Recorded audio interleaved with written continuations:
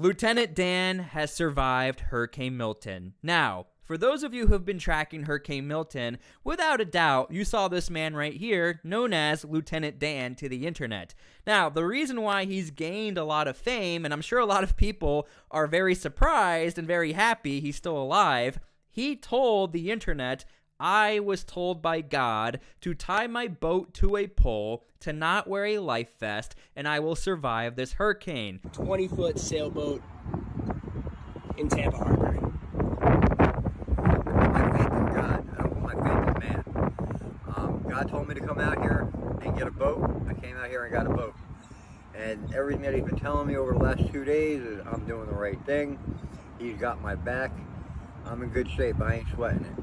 And as many of us were probably thinking this guy is crazy and are laughing at him, well, I don't think you'll be laughing at him that much longer, considering Aiden Ross is going to give him a kick deal, give him $100,000 for a new boat so that he can now make a passive income and make a living in doing what Lieutenant Dan loves to do. And now I'm going to let this clip play for itself, and whether or not you like Aiden Ross, I'm going to be honest with you, I'm not the biggest Aiden Ross fan, no offense.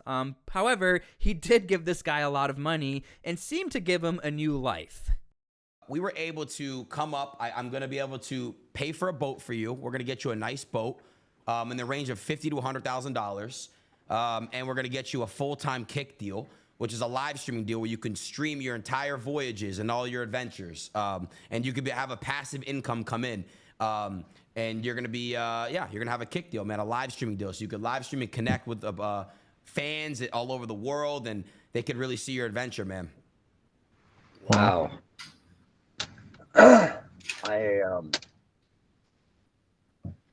Thank you. It's going to be insane. I mean that from, I don't know what else to say other than thank you. And bless you all. And you guys are really getting me out of that, and I want to thank you. You're giving me my life back. I'm 54 years old, and I've never gotten to live yet. Yeah, we got a little bit of issues going on, but we'll be all right. You're going to be good, man.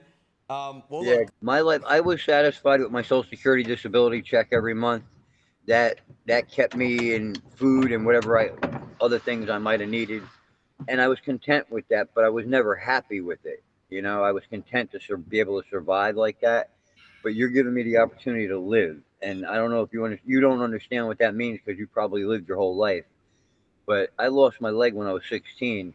Cut it off when I was 18, and then when I got married at 19, my life really just took a different turn.